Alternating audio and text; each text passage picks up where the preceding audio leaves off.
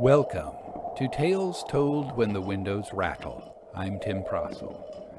The April 26, 1862 issue of Harper's Weekly features a rather long obituary for a writer named Fitz-James O'Brien.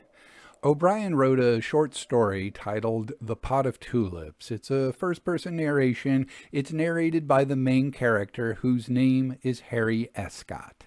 And this story is given a paragraph in this obituary. Let me read you a few lines from that paragraph. To the story was appended a postscript to the effect that any person who wished to further investigate the subject might have an opportunity of doing so by addressing Harry Escott, care of the publishers of the magazine. Scores of letters and not a few personal applications were received, asking for the means of communicating with Mr. Escott.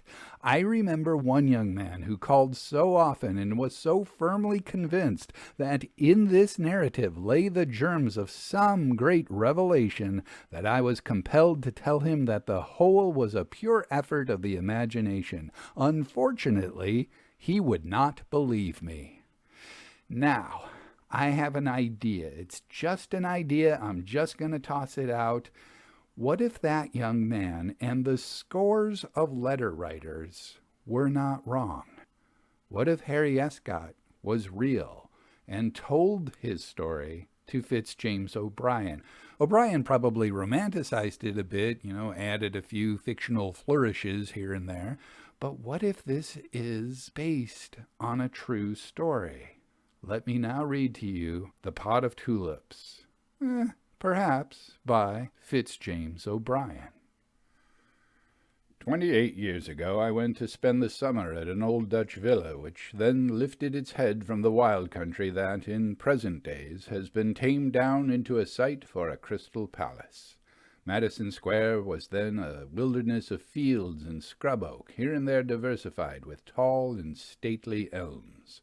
Worthy citizens who could afford 2 establishments rusticated in the groves that then flourished, where ranks of brownstone porticos now form the landscape, and the locality of 40th Street, where my summer palace stood, was justly looked upon as being an enterprising distance from the city. I had an imperious desire to live in this house ever since I can remember. I had often seen it when a boy, and whenever I passed, its cool verandas and quaint gardens seemed to attract me irresistibly. In after years, when I grew up to a man's estate, I was not sorry, therefore, when one summer, fatigued with the labors of my business, I beheld a notice in the papers intimating that it was to be let furnished. I hastened to my dear friend Jasper Joy, painted the delights of this rural retreat in the most glowing colors, and easily obtained his assent to share the enjoyments and the expense with me. A month afterward, we were taking our ease in this new paradise. Independent of these early associations, other interests attached me to this house. It was somewhat historical, and had given shelter to George Washington on the occasion of one of his visits to the city. Furthermore, I knew the descendants of the family to whom it had originally belonged. Their history was strange and mournful, and it seemed to me as if their individuality was somehow shared by the edifice.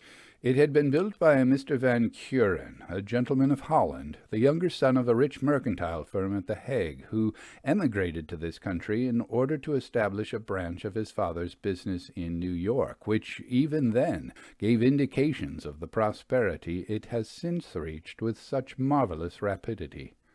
He had brought with him a fair young Belgian wife.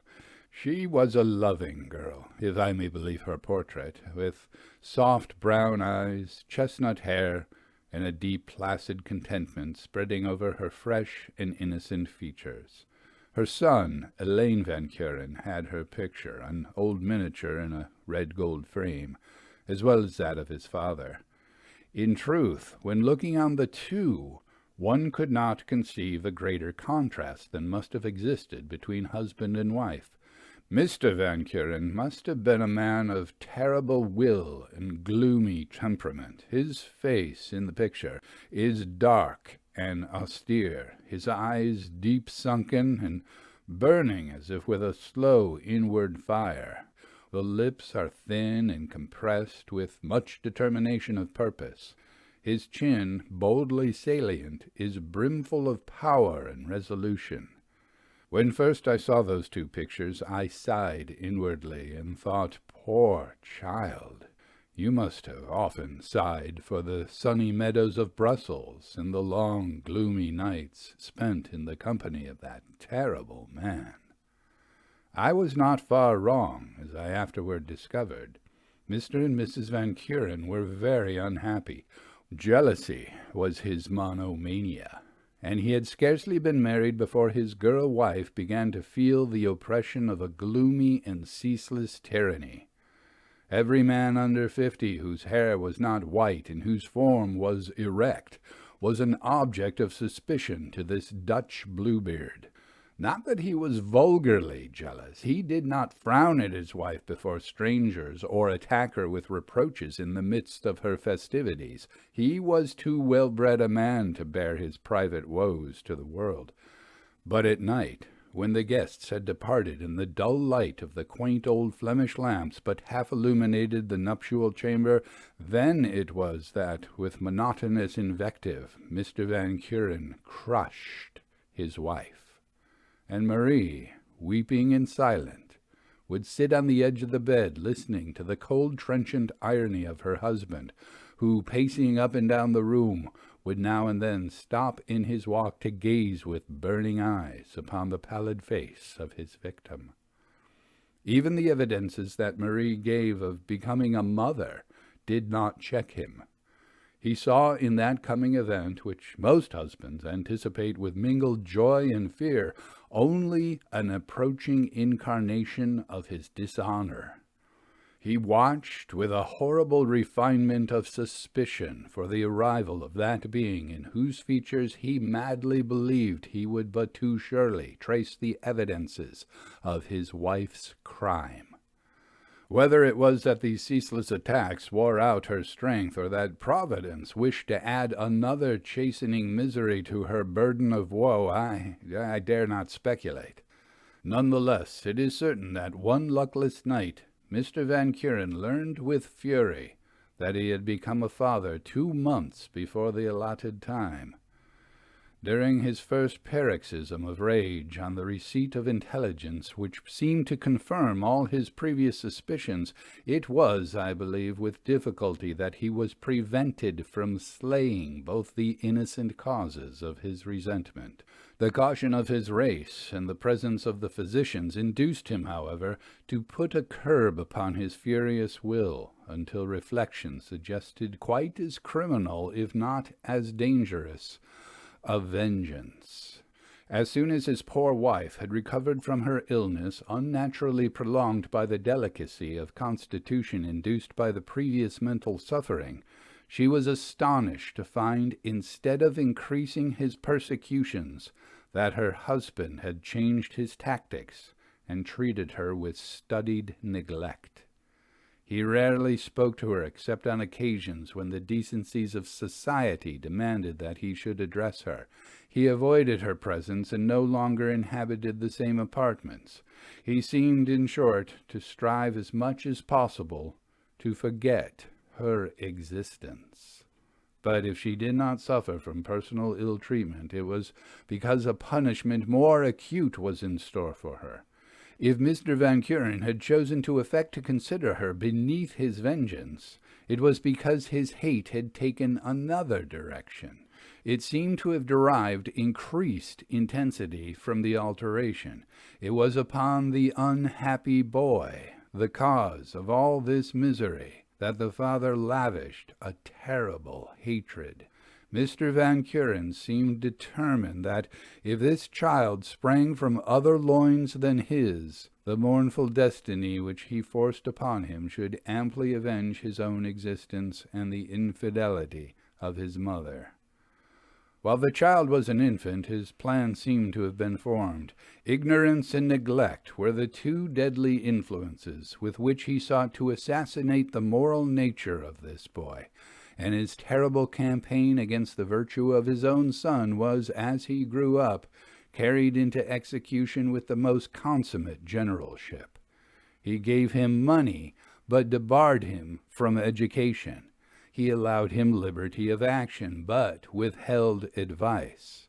It was in vain that his mother, who foresaw the frightful consequences of such a training, sought in secret, by every means in her power, to nullify her husband's attempts.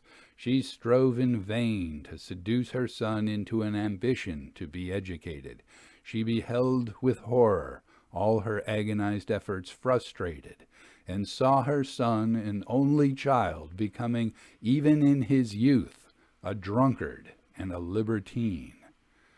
In the end it proved too much for her strength. She sickened and went home to her sunny Belgian plains. There she lingered for a few months in a calm but rapid decay, whose calmness was broken but by the one grief. One autumn day, when the leaves were falling from the limes, she made a little prayer for her son to the good God, and died. Vain orison! Spendthrift, gamester, libertine, and drunkard by turns, Elaine Van Kuren's earthly destiny was unchangeable. The father, who should have been his guide, looked on each fresh depravity of his sons with a species of grim delight. Even the death of his wronged wife had no effect upon his fatal purpose. He still permitted the young man to run blindly to the destruction by the course into which he himself had led him. As years rolled by, and Mr. Van Kuren himself approached to that time of life when he might soon expect to follow his persecuted wife, he relieved himself of the hateful presence of his son altogether. Even the link of a systematic vengeance which had hitherto united them was severed, and Elaine was cast adrift without either money or principle.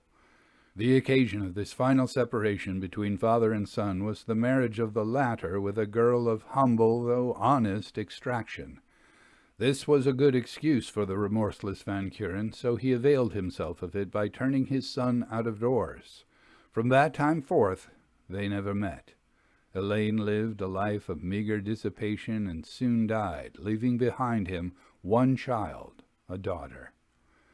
By a coincidence natural enough, Mr. Van Kuren's death followed his son's almost immediately. He died as he had lived, sternly. But those who were around his couch in his last moments mentioned some singular facts connected with the manner of his death. A few moments before he expired, he raised himself in his bed, and seemed as if conversing with some person invisible to the spectators. His lips moved as if in speech, and immediately afterward he sank back, bathed in a flood of tears. "Wrong, wrong," he was heard to mutter feebly. Then he implored passionately the forgiveness of someone who, he said, was present. The death struggle ensued almost immediately, and in the midst of his agony he seemed wrestling for speech. All that could be heard, however, were a few broken words. "I was wrong. My unfounded. For God's sake, look in. You will find." Having uttered these fragmentary sentences, he seemed to feel that the power of speech had passed away forever. He fixed his eyes piteously on those around him, and with a great sigh of grief, expired. I gathered these facts from Elaine's daughter, Alice Van Kuren, who had been summoned by some friend to her grandfather's dying couch when it was too late. It was the first time she had seen him, and then she saw him die. The results of Mr. Van Kuren's death were a 9 days' wonder to all the merchants in New York. Beyond the house in which he lived, which was mortgaged for its full value, and a small sum in the back, Mr. Van Kuren had died a pauper. To those who knew him and knew his affairs, this seemed inexplicable. 5 or 6 years before his death, he had retired from business with a fortune of several $100,000. He had lived quietly since then, was known not to have speculated, and could not have gambled. The question then was, where had his wealth vanished to? Search was made in every secretary, in every bureau, for some document which might throw a light on the mysterious disposition that he had made of his property. None was found. Neither will, nor certificates of stock, nor title deeds, nor bank accounts were anywhere discernible. Inquiries were made at the offices of companies in which Mr. Van Kuren was known to be largely interested. He had sold out his stock years ago. Real estate that had been believed to be his was found on investigation to have passed into other hands. There could be no doubt that for some years past Mr. Van Kuren had been steadily converting all his property into money, and what he had done with that money, no one knew. Alice Van Kuren and her mother, who at the old gentleman's death were at first looked on as millionaires, discovered, when all was over, that they were no better off than before. It was evident that the old man had determined that one whom, though bearing his name, he believed not to be of his blood, should never inherit his wealth or any share of it. Therefore he had made away with his fortune before his death, a posthumous vengeance, which was the only one by which the laws of the state of New York relative to inheritance could be successfully evaded. I took a particular interest in the case, and even helped to make some researches for the lost property, not so much, I confess, from a spirit of general philanthropy, but from certain feelings which I experienced toward Alice Van Kuren, the heir to this invisible estate. I had long known both her and her mother when they were living in honest poverty and earning a scanty subsistence by their own labor. Mrs. Van Kuren worked as an embroideress, and Alice turned to account the education which her good mother, spite of her limited means, had bestowed on her by serving as a preparatory governess. In a few words, then, I loved Alice Van Kuren. I was determined to make her my wife as soon as my means would allow me to support a fitting establishment. My passion had never been declared, and for the time being I was content with the secret consciousness of my own love, and the no less grateful certainty that Alice returned it, all unuttered as it was. I had, therefore, a double interest in passing the summer at the old Dutch villa, for I felt it to be connected somehow with Alice, and I could not forget the singular desire to inhabit it, which I had so often experienced as a boy.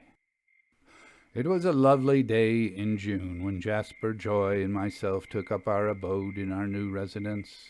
As we smoked our cigars on the piazza in the evening, we felt for the first time the unalloyed pleasure with which a townsman breathes the pure air of the country. The house and grounds had a quaint sort of beauty that to me was eminently pleasing. Landscape gardening, in the modern acceptation of the term, was then almost unknown in this country, and the laying out of the garden that surrounded our new home would doubtless have shocked Mr. Loudon, the late Mr. Downing, or Sir Thomas Dick Lauder. It was formal and artificial to the last degree. The beds were cut into long parallelograms, rigid and severe of aspect, and edged with primroses of stiff dwarfed box. The walks, of course, crossed always at right angles, and the laurel and cypress trees that grew here and there were clipped into cones, spheres, and rhomboids. It is true that at the time my friend and I hired the house, years of neglect had restored to this formal garden something of the raggedness of nature. The box edgings were rank and wild. The clipped trees, forgetful of geometric propriety, flourished into unauthorized boughs and rebel offshoots. The walks were green with moss. The beds of Dutch tulips, which had been planted in the shape of certain gorgeous birds whose colors were represented by masses of blossoms, each of a separate hue, had transgressed their limits, and the purple of a parrot's wings might have been seen running recklessly into the crimson of his head. As bulbs, however well bred, will create other bulbs, the flower birds of this queer old Dutch garden became in time abominably distorted in shape. Flamingos with humps, golden pheasants with legs preternaturally elongated, macaws afflicted with hydrocephalus, each species of deformity being proportioned to the rapidity with which the roots had spread in some particular direction. Still, this strange mixture of raggedness and formality, this conglomerate of nature and art, had its charms. It was pleasant to watch the struggle, as it were, between the opposing elements, and to see nature triumphing by degrees in every direction. The house itself was pleasant and commodious. The rooms, though not lofty, were spacious. Wide windows and cool piazzas extended over the four sides of the building, and there was a collection of old, quaintly carved furniture, some of which, from its elaborateness, might have come from the chisel of Master Grinling Gibbons. There was a mantelpiece in the dining room, with which I remember being very much struck when I first came to take possession. It was a singular and fascinating piece of carving, a perfect tropical garden, menagerie, and aviary in one. Birds, beasts, and flowers were sculpted on the wood with exquisite correctness of detail, and painted with hues of nature. The Dutch taste for color was here fully gratified. Parrots, lovebirds, scarlet lories, blue-faced baboons, crocodiles, passion flowers, tigers, Egyptian lilies, and Brazilian butterflies were all mixed in gorgeous confusion. The artist, whoever he was, must have been an admirable naturalist, for the ease and freedom of his carving were only equaled by the wonderful accuracy with which the different animals were represented. Altogether, it was one of those oddities of Dutch conception, whose strangeness was, in this instance, redeemed by the excellence of the execution. Such was the establishment that Jasper Joy and myself were to inhabit for the summer months. "What a strange thing it was," said Jasper, as we lounged on the piazza together the night of our arrival, "that old Van Kuren's property should never have turned up." "It is a question with some people whether he had any at his death," I answered. "Pshaw! Everyone knows he did not, or could not, have lost that with which he retired from business." "It is strange," I said thoughtfully. "Yet every possible search has been made for documents that might throw light on the mystery. I have myself sought in every quarter for traces of this lost wealth, but in vain." "Perhaps he buried it," suggested Jasper, laughing. "If so, we may find it here in a hole one fine morning." "I think it much more likely that he destroyed it," I replied.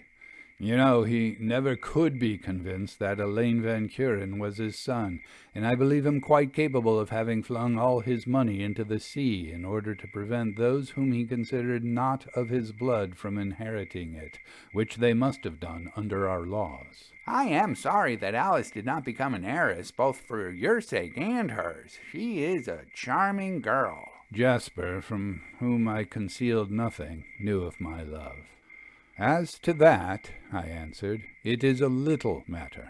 I shall in a year or two be independent enough to marry, and can afford to let Mr. Van Kuren's cherished gold sleep wherever he has concealed it." "Well, I'm off to bed," said Jasper, yawning. "This country air makes one sleepy early.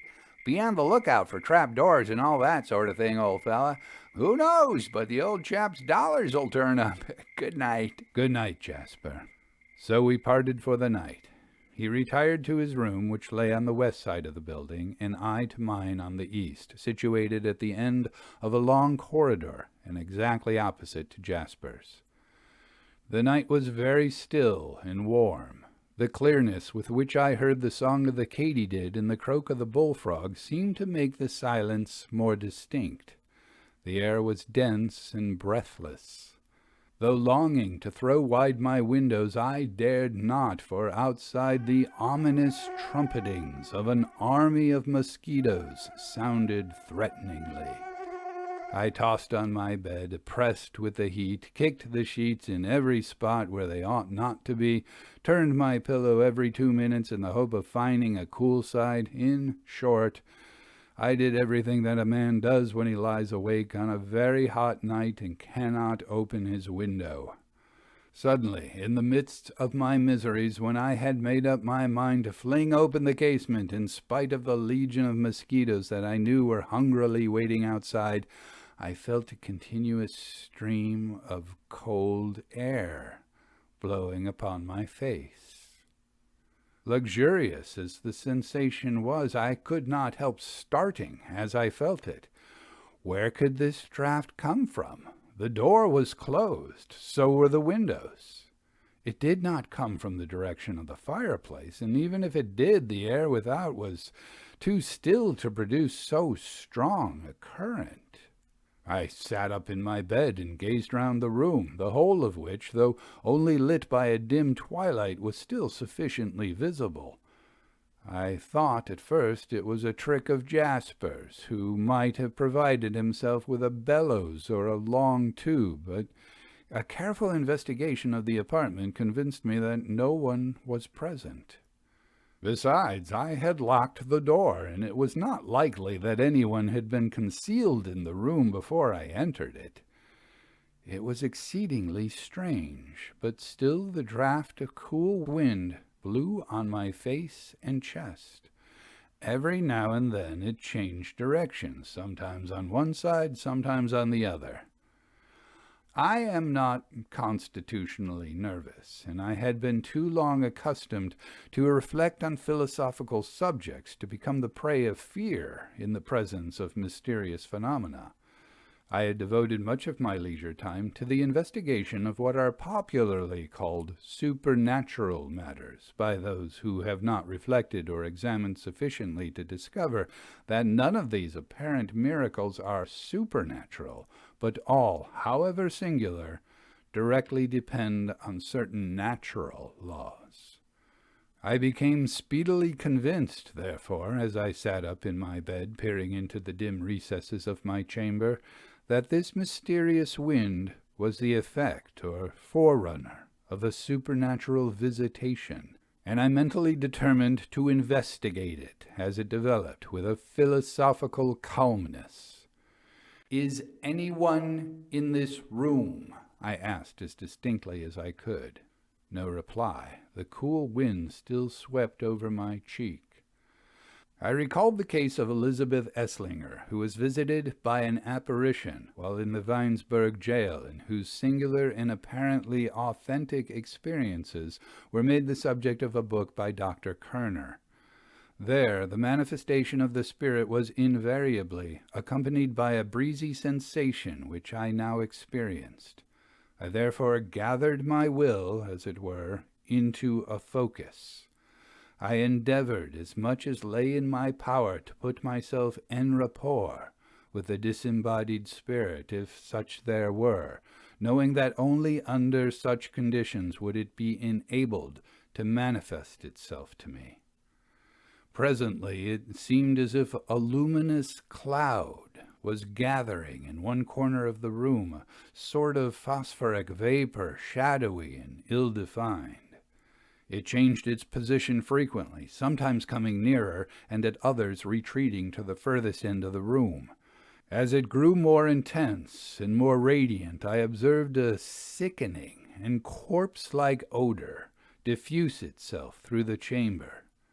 Despite my anxiety to witness this phenomenon undisturbed, I could with difficulty conquer a feeling of faintness which oppressed me. The luminous cloud now began to grow brighter and brighter as I gazed. The horrible odor of which I have spoken did not cease to oppress me, and gradually I could discover certain lines making themselves visible in the midst of this lambent radiance. These lines took the form of a human figure, a tall man wearing a long dressing robe. He had a pale countenance, burning eyes, and a very bold and prominent chin.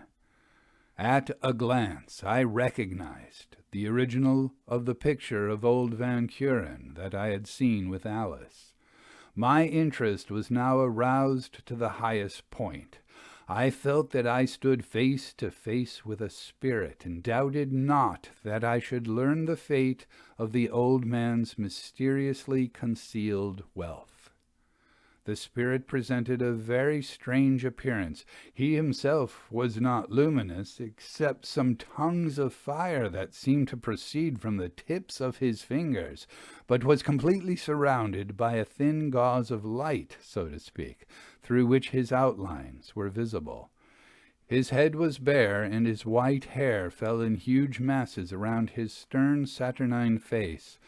As he moved down the floor, I distinctly heard a strange crackling sound, such as one hears when a substance has been overcharged with electricity. But the circumstance connected with the apparition that seemed to me most incomprehensible was that Van Kuren held in both hands a curiously painted flower-pot, out of which sprang a number of the most beautiful tulips in full blossom.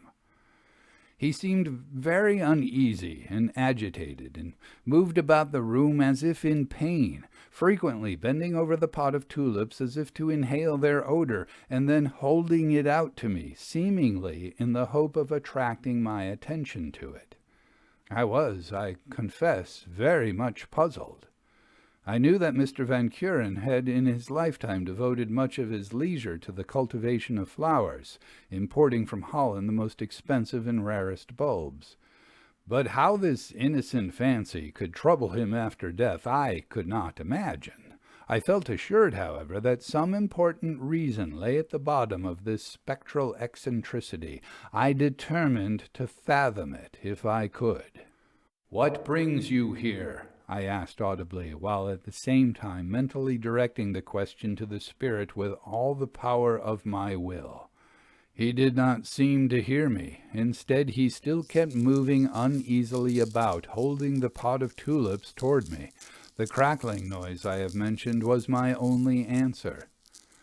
"It is evident," I murmured to myself, "that I am not sufficiently en rapport with this spirit for him to make himself understood by speech.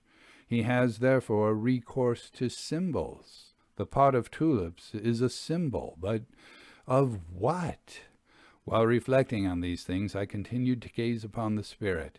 While observing him attentively, he approached my bedside in a rapid movement and laid one hand on my arm. The touch was icy cold and pained me at the moment. Next morning my arm was swollen and marked with a round blue spot. Then, passing to my bedroom door, the spirit opened it and went out, shutting it behind him. Catching for a moment at the idea that I was the dupe of a trick, I jumped out of bed and ran to the door. It was locked, with the key on the inside. A brass safety bolt which lay above the lock was shot safely home. All was as I had left it on going to bed. Yet I declare most solemnly that as the ghost made his exit, I not only saw the door open, but I saw the corridor outside and distinctly observed a large picture of William of Orange that hung just opposite to my room. This, to me, was the most curious portion of the phenomena I had witnessed. Perhaps the door had been opened by the ghost, and the resistance of physical obstacles overcome in some amazing manner, because in this case the bolts must have been replaced when the ghost was outside the door.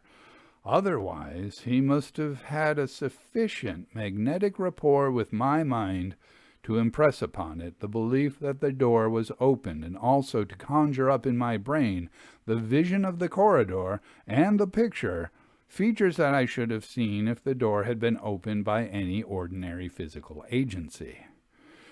The next morning at breakfast, I suppose my manner must have betrayed me, for Jasper stared at me for some time before speaking. He said, "Why, Harry Escott, what's the matter with you? You look as if you had seen a ghost." "So I have, Jasper." Jasper, of course, burst into laughter and said he'd shave my head and give me a shower bath. "Well, you may laugh," I answered, "but you shall see it tonight, Jasper." He became serious in a moment. I suppose there was something earnest in my manner that convinced him that my words were not idle, and asked me to explain. I described my interview as accurately as I could. How did you know that it was old Van Kuren? He asked. Because I have seen his picture 100 times with Alice, I answered, and this apparition was as like it as it was possible for a ghost to be like a miniature. You must not think I'm laughing at you, Harry, he continued. But I wish you would answer this. We have all heard of ghosts. Ghosts of men, women, children, dogs, horses, in fact, every living animal. But hang me if I ever heard of the ghost of a flower pot before. My dear Jasper, you would have heard of such things if you had studied such branches of learning. All the phenomena I witnessed last night are supportable by well-authenticated facts. The cool wind has attended the appearance of more than one ghost, and Baron Reichenbach asserts that his patients, who you know are for the most part sensitive to apparitions, invariably feel this wind when a magnet is brought close to their bodies. With regard to the flower pot about which you make so merry, it is to me the least wonderful portion of the apparition. When a ghost is unable to find a person of sufficient receptivity in order to communicate with him by speech, it is obliged to have recourse to symbols to express its wishes. These it either creates by some mysterious power out of the surrounding atmosphere, or it impresses by magnetic force on the mind of the person it visits, the form of the symbol it is anxious to have represented. There is an instance mentioned by young Stilling of a student at Brunswick who appeared to a professor of his college with a picture in his hands. This picture had a hole in it that the ghost thrust his head through. For a long time this symbol was a mystery, but the student was persevering and appeared every night with his head through the picture. At last it was discovered that before he died, he had got some painted slides for a magic lantern from a shopkeeper in the town, which had not been paid for at his death.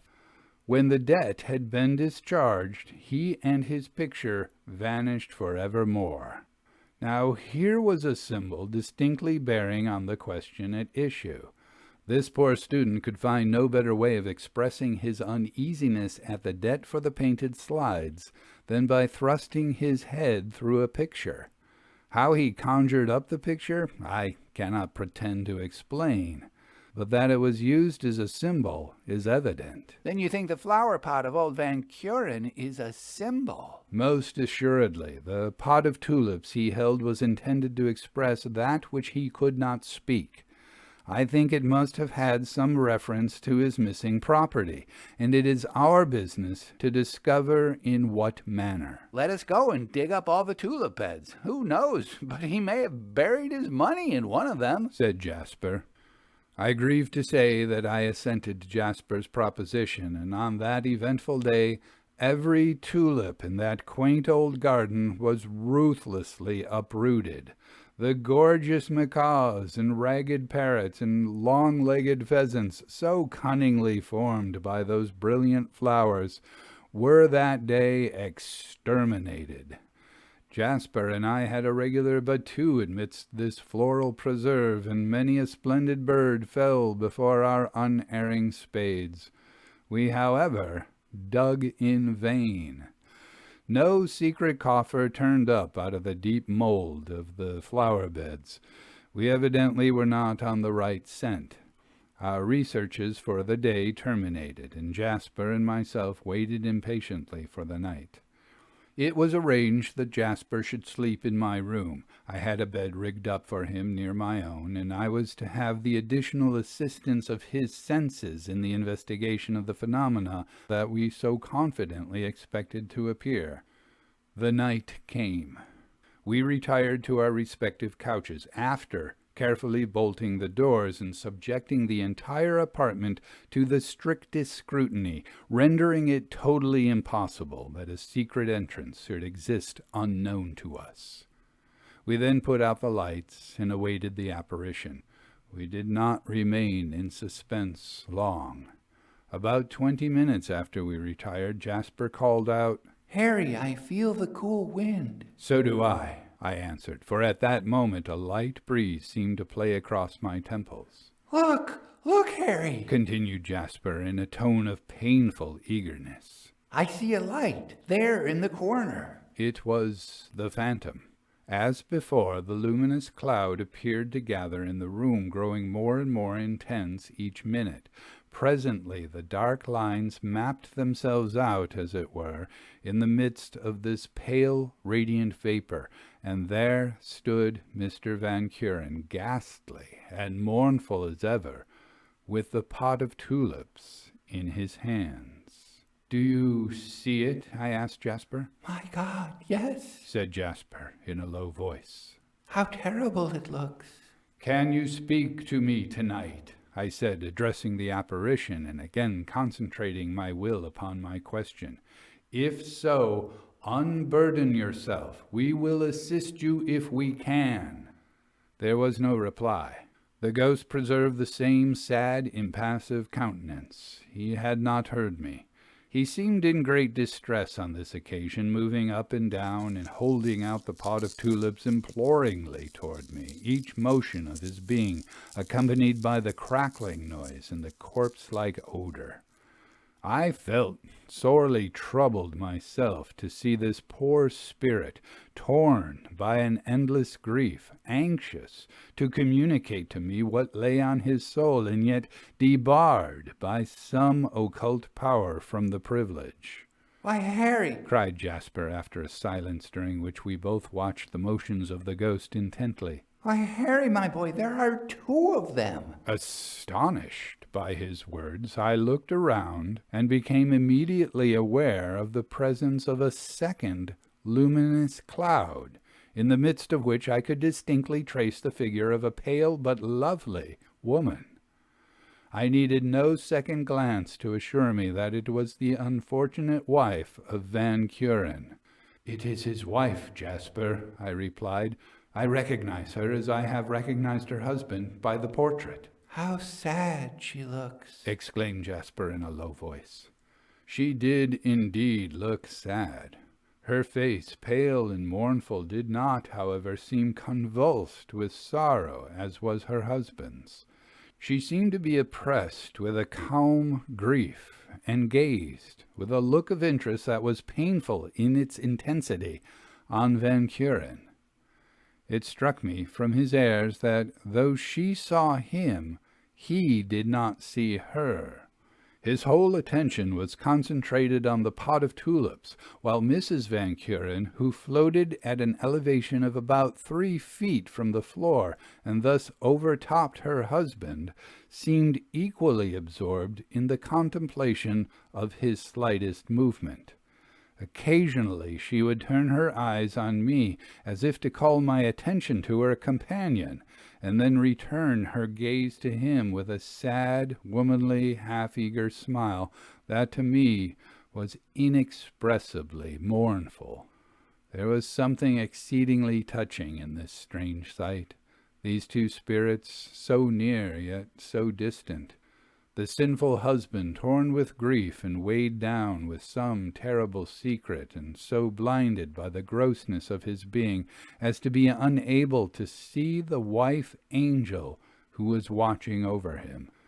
Meanwhile she, forgetting all her wrongs and attracted to earth by perhaps the same human sympathies, watched from a greater spiritual height, and with a tender interest, the struggles of her suffering spouse. "By Jove, I know what it means now," exclaimed Jasper, jumping from his bed. "What does it mean?" I asked, as eager to know as he was to communicate. "Well, that flower pot that the old chap is holding." Jasper, I grieve to say, was rather profane. "Well, what of that flower pot?" "Observe the pattern. It has 2 handles made of red snakes whose tails twist round the top and form a rim. It contains tulips of 3 colors, yellow, red, and purple." "I see that as well as you do. Let us have the solution." "Well, Harry, my boy, don't you remember that there is just such a flower pot, tulips, snakes, and all, carved on the queer old painted mantelpiece in the dining room?" "So there is.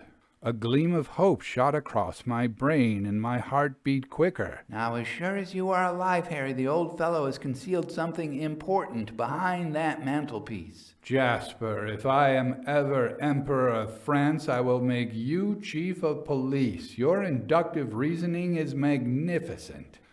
Actuated by the same impulse, and without another word, we both sprang out of bed and lit a candle. The apparitions, if they remained, were no longer visible in the light. Hastily throwing on some clothes, we rushed downstairs to the dining room, determined to take the old mantelpiece down without loss of time. We had scarce entered the room when we felt the cool wind blowing on our face. "Jasper," said I, "they are here." "Well," answered Jasper, "that only confirms my suspicions that we are on the right track this time. Let us go to work. See, there's the pot of tulips." This pot of tulips occupied the center of the mantelpiece and served as a nucleus round which all the fantastic animals sculptured elsewhere might be said to gather. It was carved on a species of raised shield or boss of wood that projected some inches beyond the plane of the remainder of the mantelpiece. The pot itself was painted a brick color. The snakes were of bronze color gilt, and the tulips, yellow, red, and purple, were painted after nature with the most exquisite accuracy. For some time Jasper and myself tugged away at this projection without any avail. We were convinced that it was a movable panel of some kind, yet we were totally unable to move it. Suddenly it struck me that we had not yet twisted it. I immediately proceeded to apply all my strength, and after a few seconds of vigorous exertion, I had the satisfaction of finding it move slowly round. After giving it a half a dozen turns, to my astonishment, the long upper panel of the mantelpiece fell out toward us, apparently on concealed hinges, after the manner of the portion of escritoires that is used as a writing table. Within were several square cavities sunk in the wall and lined with wood. In one of these was a bundle of papers. We seized these papers with avidity and hastily glanced over them. They proved to be documents vouching for property to the amount of several $100,000, invested in the name of Mr. Van Kuren in a certain firm at Bremen. No doubt the bankers there thought by this time that the money would remain unclaimed forever. The desires of these poor troubled spirits were accomplished. Justice to the child had been given through the instrumentality of the erring father. The formulas necessary to prove Alice and her mother sole heirs to Mr. Van Kuren's estate were briefly gone through, and the poor governess passed suddenly from the task of teaching stupid children to the envied position of a great heiress. I had ample reason afterward for thinking that her heart did not change with her fortunes. That Mr. Van Kuren became aware of his wife's innocence just before he died, I have no doubt. How this was manifested, I cannot say, of course, but I think it highly probable that his poor wife herself was enabled at the critical moment of dissolution, when the link that binds body and soul together is attenuated by the last thread, to put herself in rapport with her unhappy husband. Hence his sudden starting up in his bed, his apparent conversation with some invisible being, and his fragmentary disclosures, too broken, however, to be comprehended. The question of apparitions has been so often discussed that I feel no inclination to enter here upon the truth or fallacy of the ghostly theory. I myself believe in ghosts. Alice, my wife, for we are married, dear reader, believes in them firmly, and if it suited me to do so, I could overwhelm you with a scientific theory of my own on the subject, reconciling ghosts and natural phenomena. I will spare you, however, for I intend to deliver a lecture on the subject at Hope Chapel this winter, and if I disclosed my theory now, some one of our gifted lecturers would perhaps forestall me and make his arrangements for the season on the strength of my ideas. Anyone, however, who wishes to investigate this subject will find an opportunity by addressing a note to Mr. Harry Escott, care of the publishers of this magazine. The Pot of Tulips by Fitz-James O'Brien, as told to him, perhaps, by Harry Escott. This story includes a lot of references to actual people. There's a reference to the Elizabeth Esslinger case, reported by Dr. Kerner, Reichenbach, Jung Stilling. These are all people who were exploring what we now call the paranormal, but doing it in the early and mid-1800s. These are the people who said that prior to a ghostly visitation, you would get the things that Harry Escott experiences, such as the cool breeze, or the electrical crackling, or the horrible graveyard stench. In addition, this story ends with a reference to Hope Chapel. Harry Escott says he's going to give a lecture there. Well, Hope Chapel was a real place in New York City, and it was where people gave lectures. So I imagine a lot of the original readers who recognized all of these references to actual people and places went on the assumption that, well, maybe this whole story is a real thing. Now, this is the first of two stories written by O'Brien in which Harry Escott comes face to face with the occult, with the unknown. And we know from this story that he's very well prepared to confront these things because he has studied them. The second story is called What Was It? A Mystery, and it's pretty fascinating. I've seen these two Harry Escott stories published separately, say in a collection of ghost stories, but I've never seen them published back to back, and in my mind, they really work nicely back to back. So, since Harry Escott is at least an early version of what's called an occult detective, I went ahead and put these two stories into a book called From Eerie Cases to Early Graves, 5 short-lived occult detective series. There you will find other occult detective characters whose stories only lasted for, in this case, only 2, but more often 3, 4, or 5 stories. Not enough to fill a book by themselves. So I put them all together into a book. If this seems like something you might be interested in, please visit brownbonesbooks.com and you can find out more about it. You can download my introduction to the book. You can find links to sites where you can buy the book. Once again, the title is From Eerie Cases to Early Graves, 5 short-lived occult detective series. Find out more at brownbonesbooks.com. This has been Tim Prossel, and thank you very much for listening.